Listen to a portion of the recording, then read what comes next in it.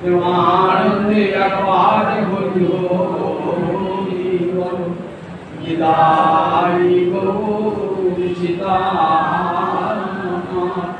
প্রেমানন্দে একবার হরি বল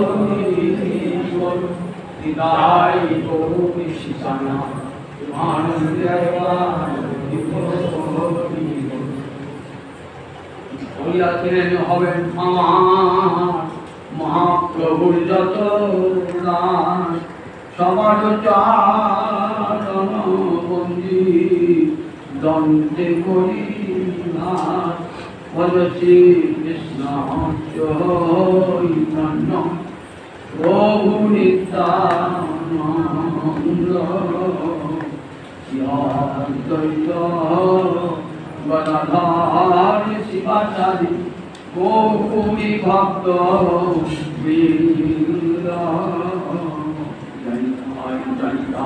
সমবেত ভক্তবৃন্দে চরণে আমার কোটি কোটি দণ্ডবত প্রণিপাত। আপনাদের দীর্ঘদিন ধরে শোনাচ্ছি সনাতন শিক্ষা চৈতন্য চৈতামৃতির মধ্যবিরাট অন্তর্গত। পূর্ণ কাশী ধামে বসে শ্রীমান মহাপ্রভু সনাতনকে উপলক্ষ করে বিশ্বজীবকে ভক্তিতত্ত্ব শিক্ষা দান করেছে। সর্বশাস্ত্রে তিনটি বিষয়ে জ্ঞাতব্য: সম্বন্ধ, অভিধেয় আর প্রয়োজনীয়তা।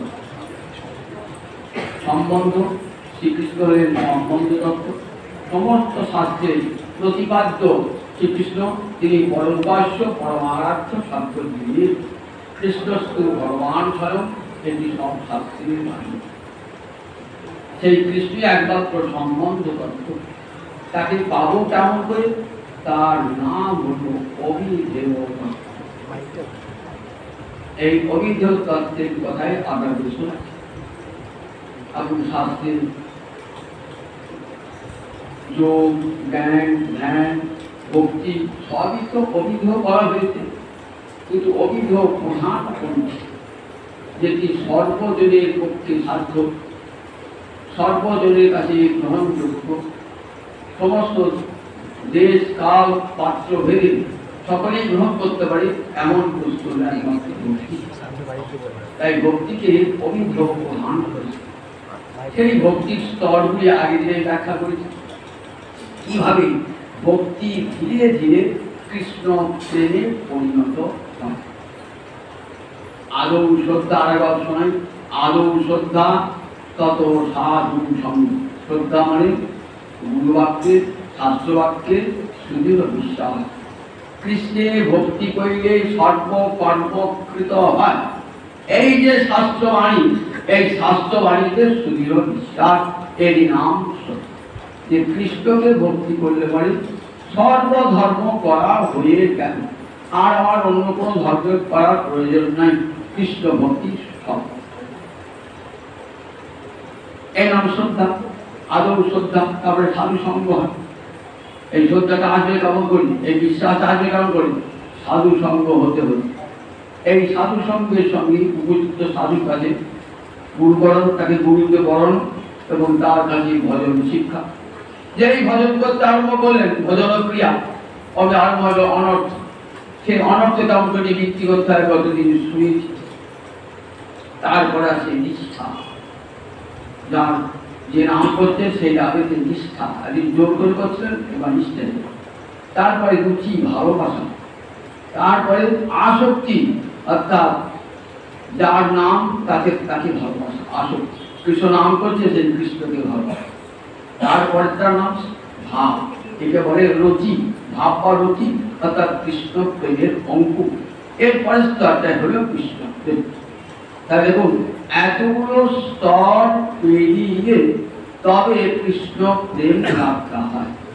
রতি সাধন ভক্তি হইতে হয় রতির উদয়, রতিগার হইলে তারে প্রেম নাম পায়। সাধন ভক্তি কাকে বলে? কৃতি সাধনা, সাধ্য বাবা, কৃতি সাধনা মানে, কৃতি মানে ইন্দ্রিয়, ইন্দ্রিয়ের দ্বারা যে ভক্তি অঙ্গ সাধন করা যায় তারই নাম হলো সাধন ভক্তি। চক্ষু দিয়ে বিগ্রহ দর্শন করছেন সাধন ভক্তি, কান দিয়ে হরিকথা শ্রবণ করছেন সাধন ভক্তি, জিহ্বা দিয়ে কৃষ্ণগুণ বর্ণনা করছেন সাধন ভক্তি, চরণ দিয়ে কৃষ্ণ ক্ষেত্রে গমন করছেন, এগুলো সব সাধন ভক্তি। কৃষ্ণের জন্য মাল্যগ্রন্থন করছেন, পুষ্পচয়ন করছেন, মুখ রন্ধন করছেন, এগুলো সব সাধন ভক্তির পর্যায়ে পড়ে। এই সাধন ভক্তিতে কৃষ্ণ রতি উদ্ভব হয়ে যায়। এই রতির স্তরে এলে সাধকে কি বলে? জাত রতি। এই রতি স্তরে আর সাধকের পতন সম্ভাবনা নাই। যতদিন পর্যন্ত রতির স্তরে সাধক না আসে ততক্ষণ পর্যন্ত সাধকের পতনের সম্ভাবনা থেকে যায়। যে জাত রতি হয়ে গেল তখন আর তার কোনো অপরাধ থাকে না। যদিও বা অপরাধ হয়ে থাকে অজ্ঞানী সজ্ঞান, গোবিন্দ কি করেন? বলেন গোবিন্দ তাকে প্রায়শ্চিত্ত করিয়ে দেন তার নামের দ্বারা। এই জাতটি ভাবটার পতন হয় না। এই জাতটির পরের স্তরটি হল প্রেম। কবিরাজ গোস্বামী পাদ চৈতন্য চৈতামৃতে মহাপ্রভু কথা উল্লেখ করে বলছেন, আগের দিন বলেছি শ্রদ্ধা অনুসারে ভক্ত তিন প্রকার।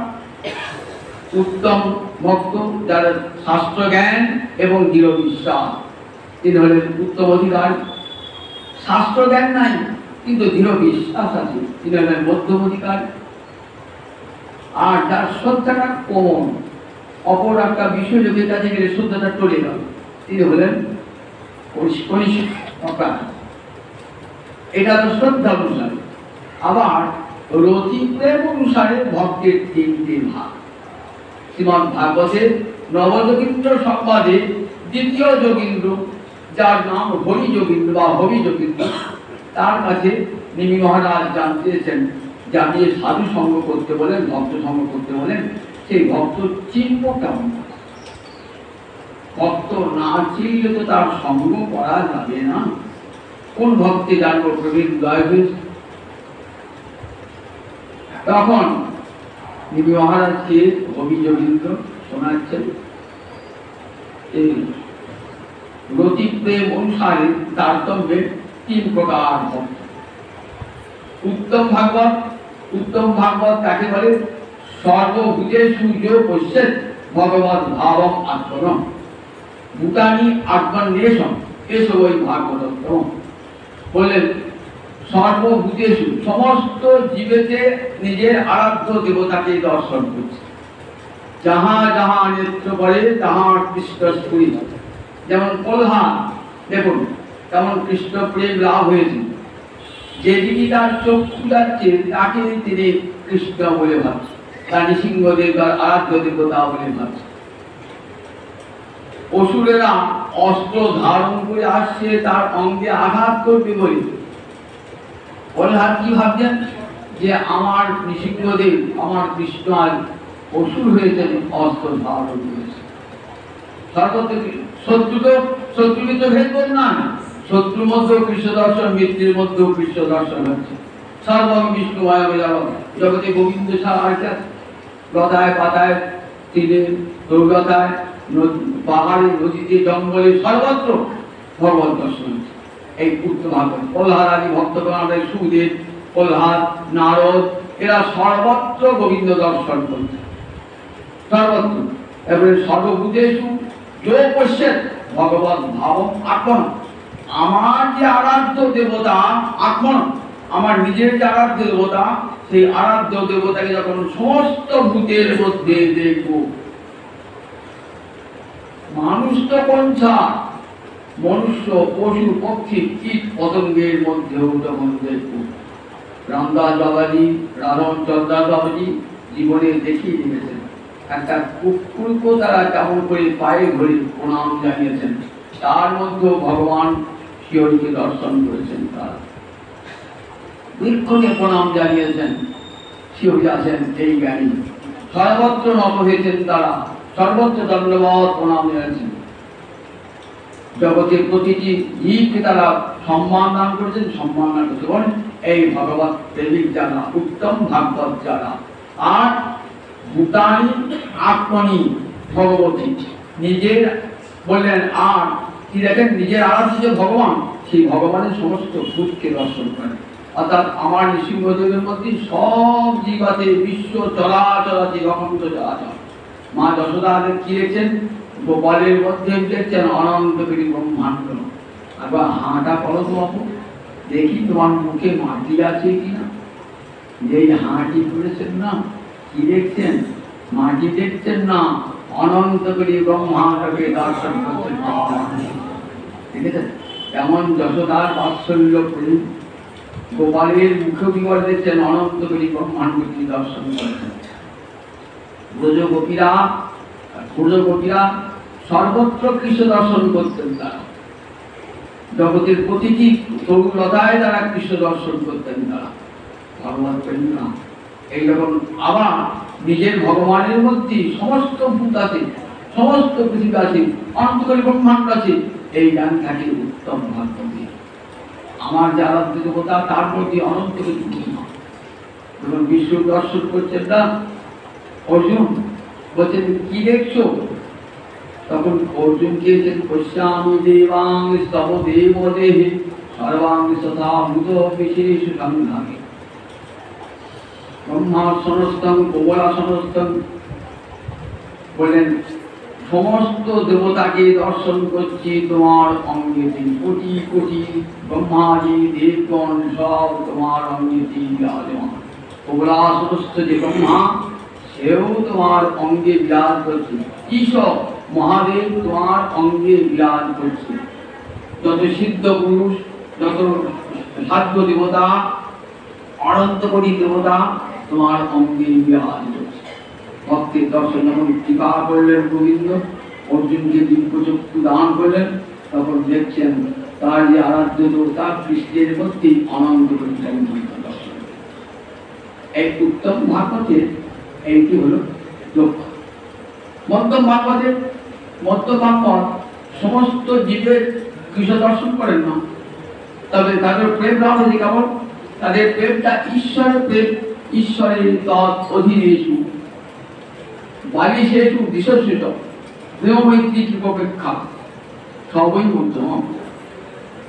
বললেন যার ঈশ্বরের প্রেম, কিন্তু ভগবত ভক্তের মৈত্রী ভাব, ঈশ্বরের ভক্তের মৈত্রী ভাব, বন্ধুত্ব ভাব। আবার অজ্ঞজনের কৃপা আর বিদ্বেষী জনের প্রতি উপেক্ষা, এই চারটে ভাব একটা ভিন্ন ভিন্ন ভাবে দেখা। ঈশ্বরকে এক চোখে দেখা, ভক্তকে এক চোখে দেখা, শত্রুকে এক চোখে দেখা, মৃত্যুকে এক চোখে দেখা। আমি সকলের মধ্যে গোবিন্দকে দর্শন করেন নাই বলি এখন উত্তম স্তরে উঠতে পারেন নাই বলে, এইও ধীরে ধীরে উত্তম ভাগবতে পরিণত হবে। কনিষ্ঠ ভক্ত বলেন, কনিষ্ঠ ভক্তকে বলেন শুদ্ধয়া অর্চায়ামি বহরে পূজাং শুদ্ধয়া ইহতে ন চান্যেষু তৎ ভক্তিষু সহযোগাসু। বললেন গোবিন্দ বিগ্রহে অর্চনা করেন, কিন্তু গোবিন্দ ভক্তকে সম্মান জানান না, বা আর কাউকে সম্মান জানান না, শুধু নিজ গৃহে গোবিন্দকে সেবা করেন। বলে কি হবে কনিষ্ঠ ভক্ত। ইনিও কিন্তু ধীরে ধীরে জানবেন যে গোবিন্দ আমার ভক্তের ভূষিত। ভক্তকে সম্মান না দিয়ে ভগবানকে পাওয়া যায় না, ভক্ত কৃপা না হলে ভগবত কৃপা হয় না। এই ধীরে ধীরে সেও উত্তম ভাগবতে পরিণত। বলে এই ভাগবতের সঙ্গ বলেন, ভাগবত এই উত্তম ভাগবত বলে, ভাগবত মানে ভক্ত, উত্তম ভাগবত। ভাগবত বলে ভাগবত শাস্ত্র বোঝায়, আবার ভাগবত বললে ভক্তি রস পাত্র, অর্থাৎ ভক্ত বোঝায়। বলে এই যে উত্তম ভাগবত বলে সমস্ত গুণ কৃষ্ণের, সকল গুণ কৃষ্ণের ভক্তদের সঞ্চারী। গোবিন্দের যত যত গুণ সব কৃষ্ণ ভক্তে সঞ্চারিত হয়। আমাদেরকে শাস্ত্রে অনন্ত গুণের মধ্যে 64 গুণ প্রধান, কৃষ্ণের 64 গুণ। সেই 64 গুণের মধ্যে 29টি গুণ ভক্তে বিন্দু বিন্দু সঞ্চারিত হয়। সমগ্র বিন্দু বিন্দু সঞ্চারিত হয়। যেমন কি ভাগবত বলেছে, তিতিক্ষম কারুণিকা সুহিত সর্বদেহিনাম অজাত শত্রব শান্তা সাধব সাধু ভূষণা। সাধু লক্ষণ কি কপিলদেব বলছেন দেখো মা, কেমন যেন তিতিক্ষম কারুণিকা। তিতিক্ষম মানে সব কিছু সহ্য করবার ক্ষমতা ভক্তের থাকে। ভক্তকে যদি কেউ গালি দেয়, ভক্ত প্রত্যুত্তরে তাকে গালি দান করেন না।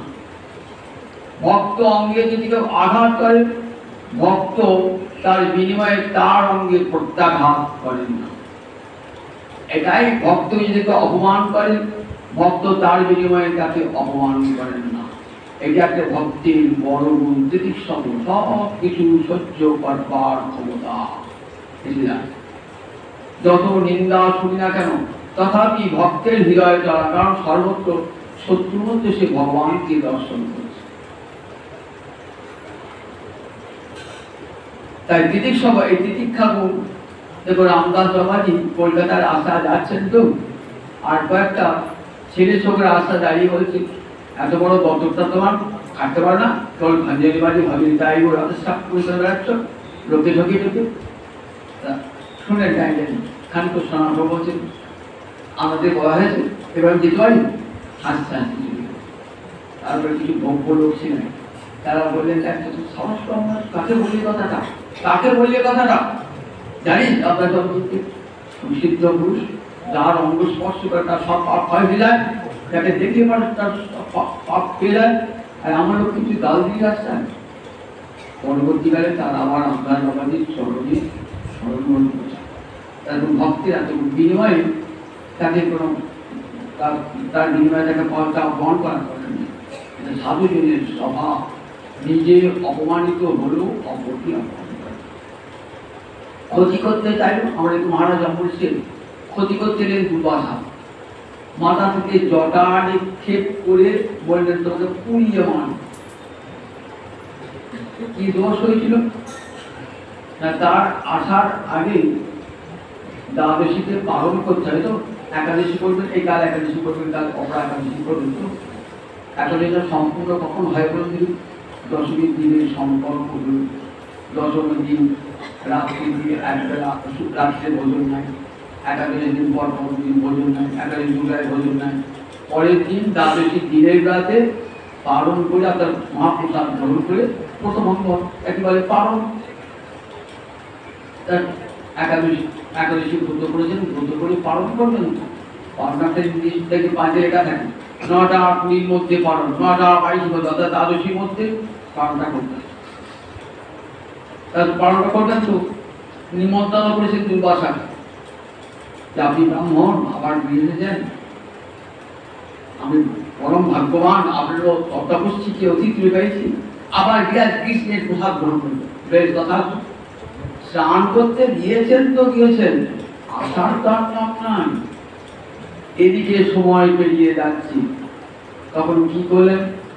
তখন মহারাজ অম্বরীশ সাধুগণের পরামর্শ নিলেন, দীর্ঘ পণ্ডিত করি বৈদিক ব্রাহ্মণ বলেন পরামর্শ দিলেন।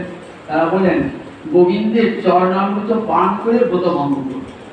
চরণামৃত পানটা ভোজন অভোজন 2 সময়। তাদের কথা শুনে সামান্য একদিন চরণামৃত নিয়ে পান ভঙ্গ করুন। এমন সময় ছুটতে ছুটতে এসেছেন দুর্বাসা ঋষি, একেবারে ক্রোধে কম্পিত হৃদয়, মুন্না প্রচলদ গাত্র, বলছেন ক্রোধেতে গা কাঁপছে, এত ক্রোধ। এসে বলছে আমি ব্রাহ্মণ, তুমি ক্ষত্রিয়, তোমার এত বড় দুঃসাহস হয় কেমন করে? ব্রাহ্মণকে নিমন্ত্রণ জানালে তাকে ভোজন না করিয়ে তুমি নিজে ভোজন করলে? সদ্যস্তে দর্শনী দেখাও এই ব্রাহ্মণ অবজ্ঞার ফলটা কি। দুর্বাসার তপস্যা ছিল কিন্তু কৃষ্ণ ভক্তি ছিল না। কৃষ্ণ ভক্তি কত বড় ওটা দুর্বাসা ঋষিও জানতেন না। এই ভক্তকে পরিবার কি করলেন, দেখেন আমার তপস্যার তেজ দেননি, জটার ছিল যে জটাটা মাটিতে পড়ার সঙ্গে সঙ্গে দাও দাও করে চলতে চলতে যাচ্ছে, আগুনটা আবার চলছে, চলছে আবার চলছে। ঠিক মানুষ গিয়ে কি করলেন না, ঠিক মহারাজ অমৃত মহারাজ অমৃত ভাবছেন আজ তো আমার মৃত্যু হবে, তাও আমি তো গোবিন্দ চরণে শরণাগত, আমার এই দেহটা আমি গোবিন্দ চরণে দিয়ে দিয়েছি, রাখতে হলে তিনি রাখবেন, মারতে হলে ভক্তির কতখানি সুদৃঢ় বিশ্বাস, বিশ্বাস কতখানি সুদৃঢ় বিশ্বাস। বলেন সুখদেব বলছে মহারাজ তোমার তো 7 দিন পরমায়ু, তোমার বিচলিত হওয়ার কোনো কারণ নাই, 7 দিন এখন বেঁচে থাকবে। আর মহারাজ অম্বরীশের 7 দণ্ড সময় ছিল না, কিন্তু 9 পদার্থ এক পদ বিচলিত হলেন না কৃষ্ণ স্মরণ হতে। দেখেন এমন করে কৃষ্ণ চরণে সুদৃঢ় বিশ্বাস যে সেখান থেকে মনটাকে এক মুহূর্ত সরিয়ে আনলেন। ভগবান দেখেন দেখ ভক্তকে অভিশাপ দেন, ভক্তকে অভিশাপ দেবার ক্ষমতা তপস্বীর নাই, ব্রাহ্মণের নাই। সুদর্শন চক্র মুহূর্তের মধ্যে এসে গেল। কৌন্তেয় প্রতিজানিহি নমে ভক্ত পরশ্বতী, ওহে কুন্তি ক্রন্দন তুমি জগতে প্রতিজ্ঞা করে বলো আমার ভক্তের কখনো বিনাশ হয় না, বিনাশ হয় না, বিনাশ হয় না। এটা মুখের কথা নয়, এটা ভগবানের প্রতিজ্ঞা। প্রতিজানি প্রতিপূর্বক জ্ঞান ধাতু মানে প্রতিজ্ঞা, শপথ, ভগবানের শপথ। যদি ভগবান এই প্রতিজ্ঞা ভঙ্গ করেন তাহলে ভগবানের দোষ হবে। তাই আমার ভক্ত যখন বিপন্ন হয়ে আমাকে ডাকে, আমার চরণ স্মরণ করে, তখন সুদর্শন আমার হাত থেকে চলে যায় ভক্তের কাছে।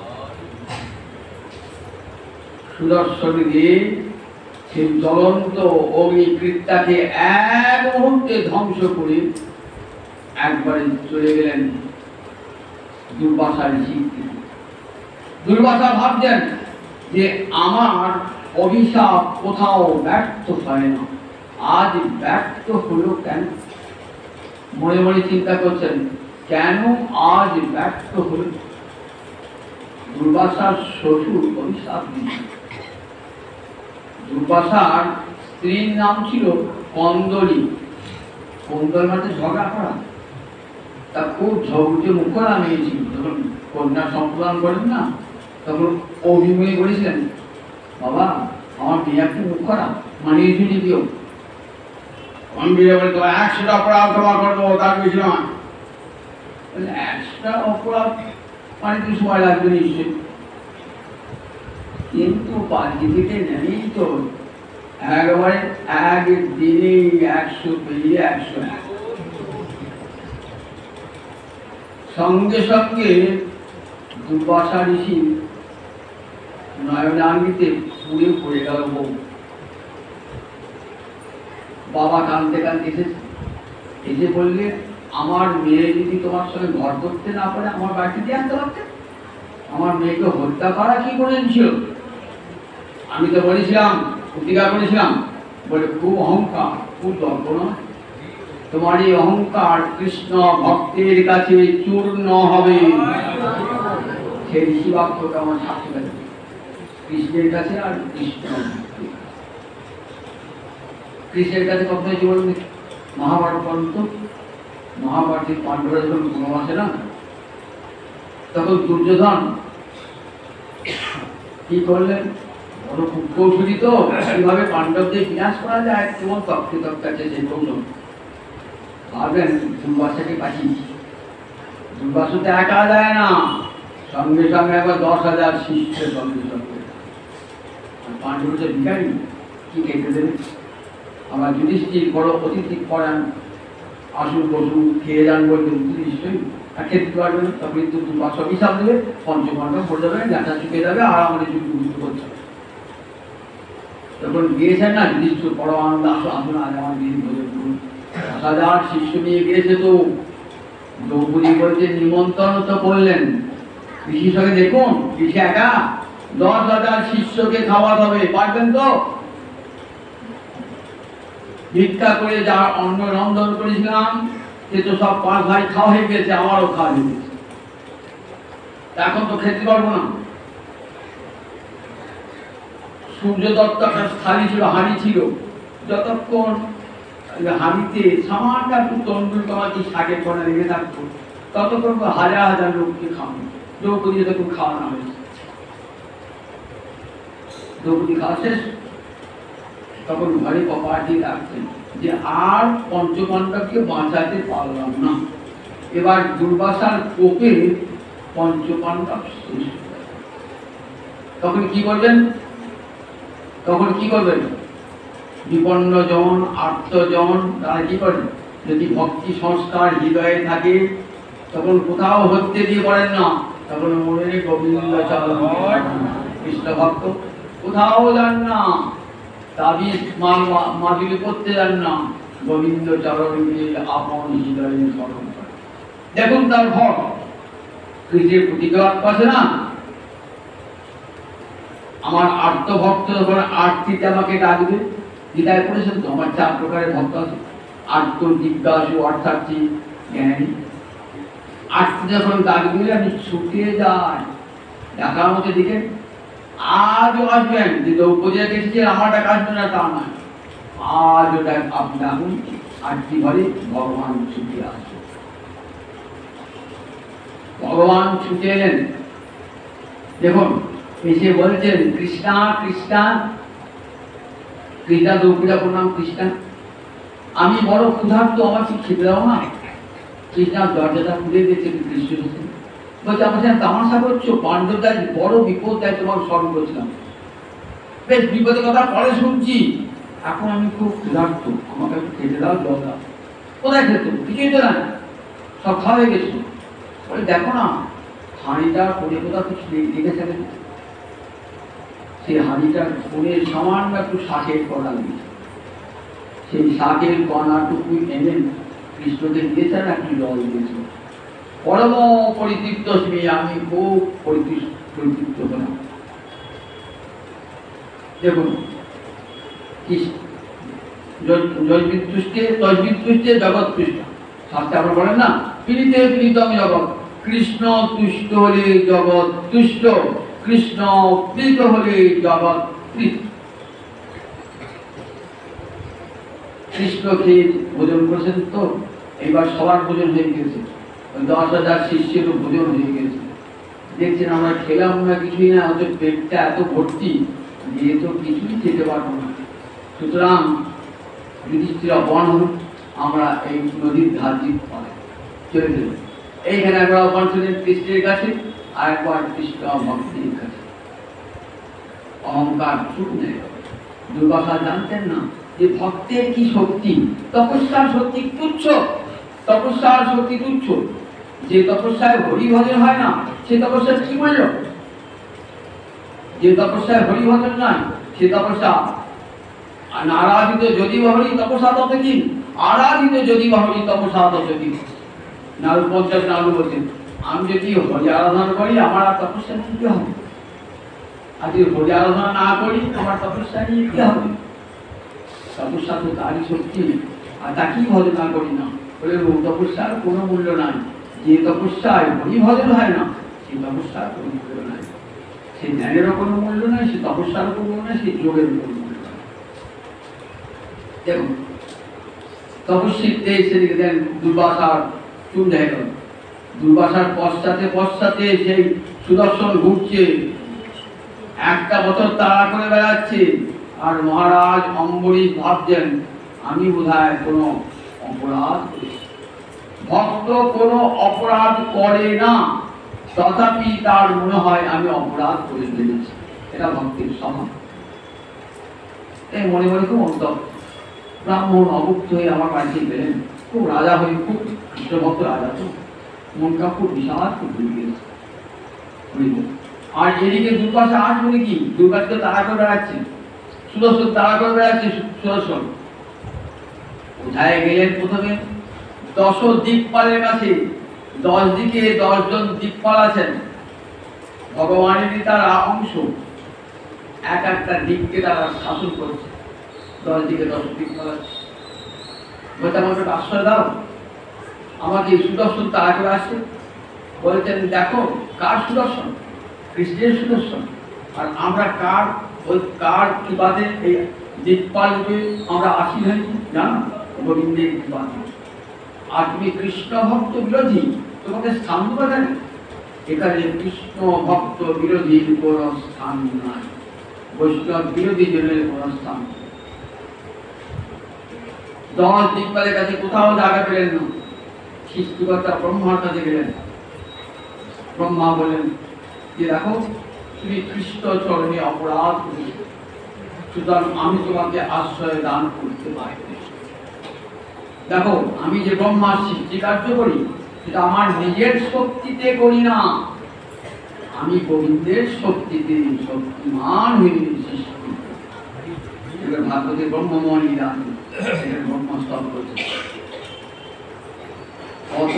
গোবিন্দ ইচ্ছা মাত্রে কোটি কোটি ব্রহ্মা সৃষ্টি করতে পারেন। শুনে গেলেন কোটি কোটি ব্রহ্মা সৃষ্টি করতে পারেন। সেদিন ব্রজের মাঠে দেখেছিলেন কোটি কোটি ব্রহ্মাকে দর্শন করছেন। ব্রহ্মা অবাক হয়েছিলেন, ভেবেছিলেন আমি বোধহয় একাই ব্রহ্মা। দেখলেন গোবিন্দের ইচ্ছা মাত্রে কত কোটি কোটি, কত চতুরানন মরি মরি যাবত নতুয়া আদি অবসান। তোহে জনমী পুন তোহে সমান সাগর লহরী সমান। কি বলেছেন? বিদ্যাপতি, বিরাট বিদ্যাপতি বলছেন কত চতুরানন মরি মরি যাবত নতুয়া আদি অবসান। হে গোবিন্দ, তোমার আদি নাই, তোমার অবসান নাই। কত চতুরানন, কত কত ব্রহ্মা মরি মরি যাও তো আসে আর যা। যেমন সাগর লহরী সমান, সাগরে ঢেউ যেমন সাগরে উঠে আবার সাগরেরই বিলীন হয়ে যায়, তাই তোমার চরণতে কোটি কোটি ব্রহ্মা তোমার চরণে বিলীন হয়ে যায়। সাগর লহরী সমান, কত চতুরানন মরি মরি যাও। দেখেছেন তো? তাই ব্রহ্ম বলছেন দেখো আমি যে সৃষ্টি কার্য করি সেটা আমার শক্তিতে নয়, সুতরাং আমি তোমাকে স্থান দিতে পারবো। গেলেন মহাদেবের কাছে। মহাদেব বললেন দেখো আমি যে ধ্বংস কার্য করি, হর হরতি তৎবশ। হর মানে মহাদেব, হরতি মানে হরণ করে সব ধ্বংস করে দেন। তৎবশ গোবিন্দের বশীভূত হয়ে, গোবিন্দের বশীভূতে ভগবান তো ব্রহ্মারূপে বিষ্ণুকে মহেশ্বর রূপে যেতে, মহেশ্বর যা গোবিন্দ তাই তো। তাহলে মহাদেব বলছেন দেখো আমি যে থাকি কৈলাসটা, এই কৈলাসে এমন কেউ নাই যে কৃষ্ণ ভক্ত বিরোধী। আমরা সবাই একসঙ্গে কৃষ্ণ নাম করি জানো। পঞ্চমুখী রাম নাম জপেন ত্রিপুরায়। পঞ্চমুখী, একটা মুখে রাম নাম করে আনন্দ হয় না, তাই 5টা মুখ চেয়েছেন পঞ্চমুখী রাম নাম করবেন বলে। তাই মহাদেব কত বড় বৈষ্ণব, ভাগবতে বলেছেন বৈষ্ণবানাং যথা সম্ভব। পরম ভাগবত 12 মহাজনের মধ্যে ব্রহ্মা একজন আর এই মহাদেব আছে। তাই সেই মহাদেব বলে দেখো আমার কৈলাসে এমন কেউ নাই যে কৃষ্ণ ভক্তির বিরোধিতা করবে, সুতরাং তুমি এখানে স্থান দিতে পারবো না। তবে আমি তোমাকে কি বলি জানো, যে বৈষ্ণবের কাছে অপরাধ করেছ সেই বৈষ্ণবের কাছে ফিরে যাও। জানো বৈষ্ণব অপরাধ তার ক্ষয় হয় না ততক্ষণ পর্যন্ত যার কাছে অপরাধ করেছ তার কাছেই ক্ষমা চাইবে। এর আর দ্বিতীয় বিকল্প নাই। তাহলে আমার বুদ্ধপুরুষ ছিলেন কোথায়?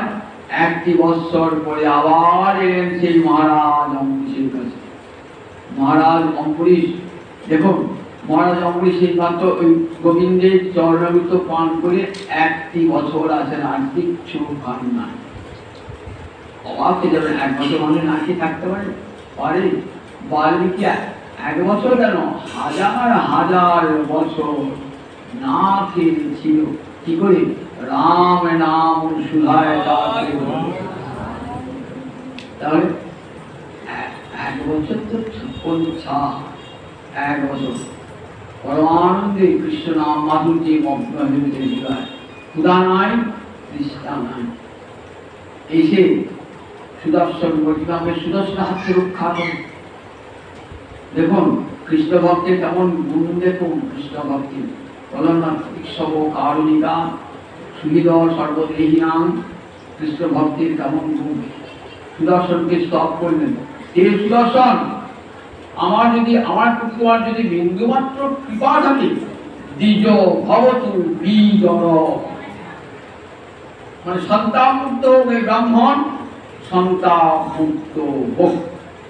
সঙ্গে সঙ্গে সুদর্শন চলে গেলেন কৃষ্ণের কাছে। কৃষ্ণের কাছে চলে গেলেন সঙ্গে সঙ্গে। দেখেছেন তো, শুনে এলেন গোবিন্দদের ক্ষমা করতে পারেন। গোবিন্দের কাছে গেলেন, বৈকুণ্ঠে গেলেন, শিব বলে বৈকুণ্ঠে যাও।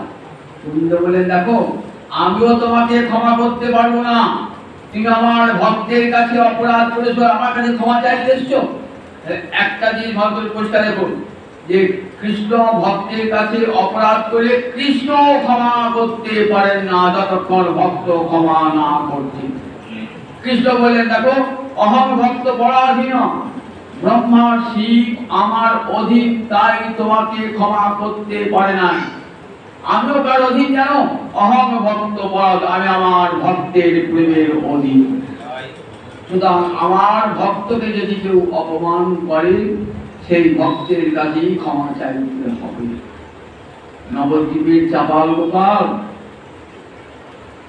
শুনেছেন তো, শিবাশঙ্করী কীর্তন হয়তো, যারা কৃষ্ণ চিত্তে ছিল তারা কি করলেন, এসে একদিন তান্ত্রিক গোপালকে নিয়ে একটা মদের হাঁড়ি, একটা জবা ফুল আর একটা পশুর মুন্ড কেটে দিয়ে গেছে। সকালবেলায় শিবাস পণ্ডিত দেখছেন যে একটা সকাল দেখছেন বাড়ির চুড়ে একটা মদের হাঁড়ি আর একটা কাটা মুন্ড আর একটা জবা ফুল দিয়ে গেছে। হাঁড়ি দিয়ে পরিষ্কার করলেন।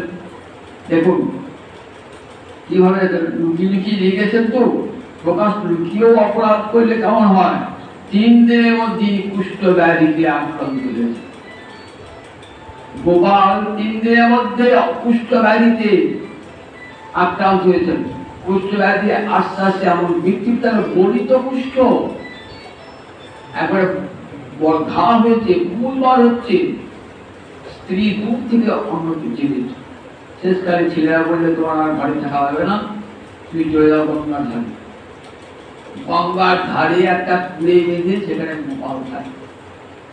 প্রভুকে বলতেন, প্রভু আমাকে কৃপা করবে না? বলেন না, তুই শিবাশের অপমান করেছিস, তোমার কোটি জন্ম, 1 জন্ম নয়, কোটি জন্ম ওই কুষ্ঠ ব্যাধি হবে আর পোকায় কাটবে তোমাকে। দেখুন এই বলেন না, ভক্তাপরাধীকে আমি ক্ষমা করি না, আমার ভক্তের কাছে অপরাধ করেছে। কখন ক্ষমাটা হলে দেখুন, মহাপুরুষ সন্ন্যাস গ্রহণ করে একা বাংলাদেশে আসবেন। বাংলাদেশে এসেছেন যখন না, তখন অপরাধ ভঞ্জনের পাঠ আছে কুলিয়ার নবদ্বীপের কাছাকাছি একটু তত্ত্ব 2 নবদ্বীপে, যার নাম 7 কুলিয়া। সেখানে অপরাধ ভঞ্জনের পাঠ, নামটা হয়েছে অপরাধ ভঞ্জনের পাঠ। এখানে ঘোরাতে ঘোরাতে এলেন গোপাল। গৌরবকে কৃপা করবেন, কৃপার সাগর, কিন্তু বলে আমি কৃপা করবো না, আমার ভক্তের কাছে ক্ষমা চেয়ে নাও। কার কাছে ক্ষমা চাইলেন? শিবাস পণ্ডিতের কাছে বাইরে ধরে ক্ষমা চাইলেন। না না না, আমার কাছে ক্ষমা চাইবেন না, আমার কাছে ক্ষমা চাই। ঠিক আছে, আপনি এক বড় পণ্ডিত, সঙ্গে সঙ্গে কোথায় গণিত পুষ্ট চলে গেল, দিব্য দেহ প্রাপ্ত হল। দেখেন গৌরব এই গোবিন্দ দেখেন, দেখুন দেখো একটা যখন বলছেন দুর্বাসা এসে বলছেন, অহ অনন্তর আসারান মহত্ব মধ্য দৃষ্টবি। আজ দেখলাম কৃষ্ণ ভক্তের কি অপার মহিমা। কৃতাগসবি যদ্রাজন মঙ্গলানি ছবি হয়েছে। আমি অপরাধ করলাম, আমি পাপ করলাম, আমি তাকে পুড়িয়ে মারতে চাইলাম, আর তিনি আমাকে রক্ষা করলেন। এটা তো ভক্তির স্বভাব। কৃষ্ণের কাছে কৃষ্ণ ভক্তের সন্তান তিতিক্ষা সব সহ্য করার ক্ষমতা, হৃদয়টা অপরের দুঃখ কষ্ট দেখে ভক্তের হৃদয়ে মিলে যায়।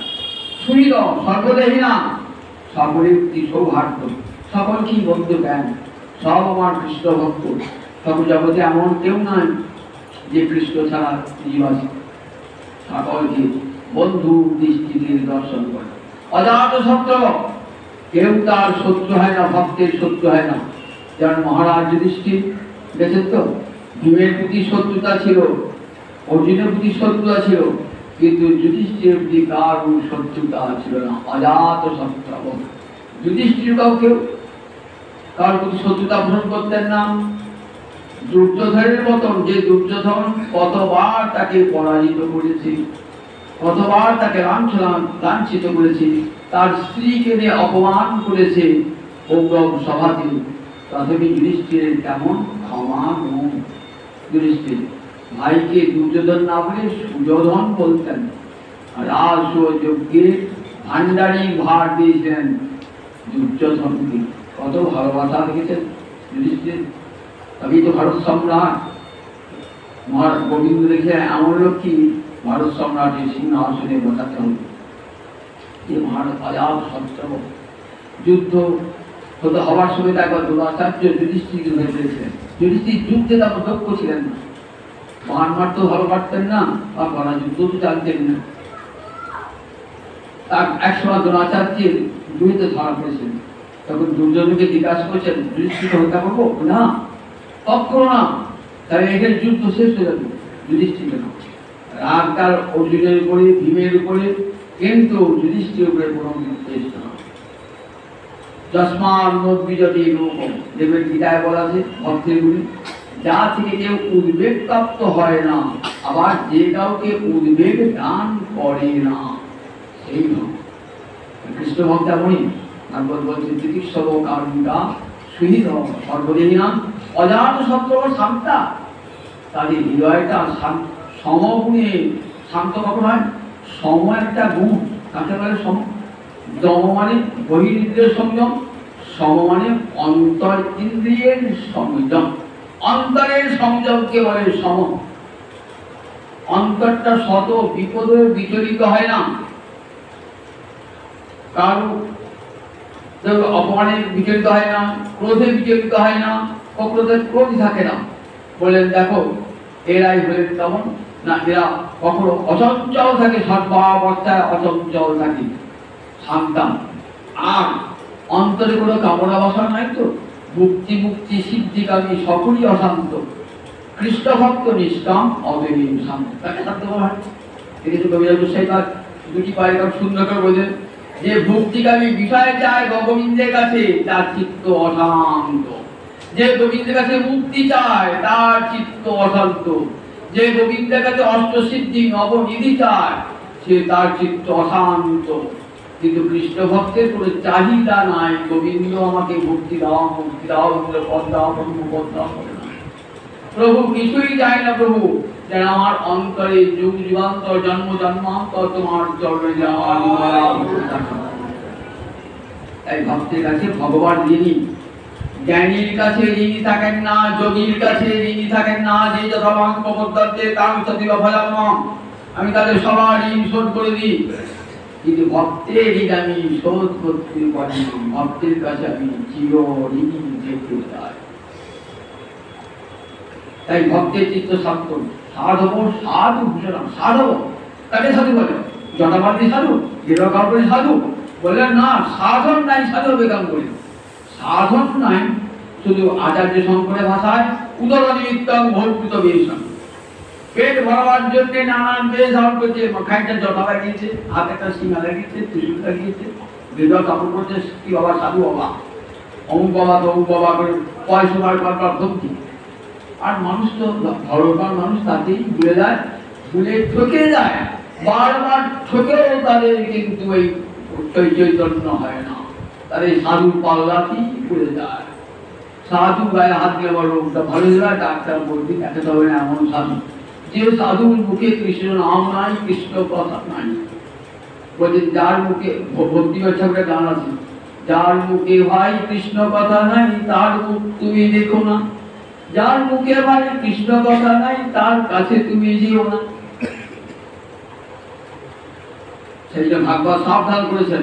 দেখো সাধু বেশ ধরে আছে, জানো তো ওর ভিতরে কেমন, ওই যেমন দুষ্ট বক ধার্মিক দেখেন না, ঠিক পুকুরে পাড়ে সাদা কাপ করে ধ্যানে মগ্ন হচ্ছে বকটা, যেই মাছ দেখে তারা কাপ করে থাকবে ছুটে গিয়ে বক ধার্মিক।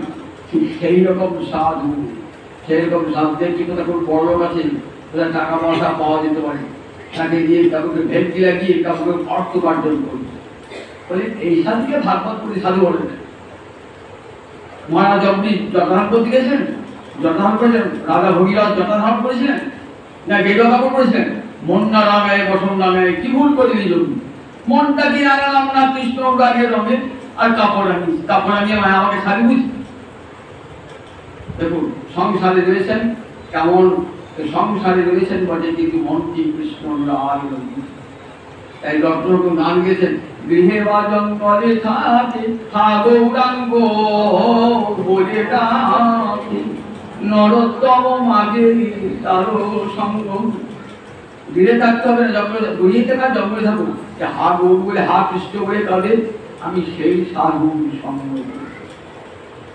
যে সাধু কাছে সব তুচ্ছ হয়ে গেছে, নিষ্কিঞ্চন সাধু, কৃষ্ণ ভক্তি ছাড়া, কৃষ্ণ ভক্তি ছাড়া কিছুই জানে না। সাধু আবার সাধু ভূষণা, তারা অপর সাধুকে সম্মান দান করেন। জগতে জগতে এমন কেউ নাই যে তার সম্মানের পাত্র নন। সকলকে সম্মান দান করা সাধুর একটা স্বভাব। জীবে সম্মান দিবে জানি কৃষ্ণ অধিষ্ঠান, এ কথা কার বাণী? আমার মহাপ্রভুর বাণী। জীবে সম্মান দিবে জানি কৃষ্ণ অধিষ্ঠান, সবই জীবে কৃষ্ণ আছেন, এই জ্ঞানে সব জীবকে সম্মান দান করবে। কাউকে ছোট ভাববে না, তুই নিজ জাতি তুই দূরে সরে যা। বলেন তারা তুই বৈষ্ণব কিসের গো? বৈষ্ণব হয়ে বৈষ্ণবদের বিচার থাকে নাকি? এই ছোটকে বড়, যারাই কৃষ্ণ ভক্ত তারাই সম্মানের যোগ্য। সাধু সাধুর ভূষয়তী, সাধুকে সম্মান দিতে পারে, যে কোনো সাধু যদি সম্মান করেন তারা, সে যে জাতি হোক, যে ধর্মের হোক না কেন। এতগুলি সব সাধুর গুণ। মামস্তে সমচিত্তা, সকলের প্রতি তাদের সমান চিত্ত, সমদর্শী নন, সকলকে এক চোখে দেখেন, চিত্তটাও এক। ব্রাহ্মণকে যে দৃষ্টিতে দেখেন, একটা চন্ডালকে সে এক দৃষ্টিতে দেখেন। পুণ্যবান ব্যক্তিকে যে দৃষ্টি দেখেন, পাপিষ্ঠ ব্যক্তিকে সে একই দৃষ্টিতে দেখেন, দৃষ্টির ভেদ থাকে না। তাকে বলে ভক্ত। বলেন এই যে ভক্ত, এই ভক্তের সামান্যতম সঙ্গ লাভ করলে জীবনের দিক পরিবর্তন হয়ে যায়। এই যে আবার আগামী দিন শোনাবো, এই জলে জয় দায় আজকে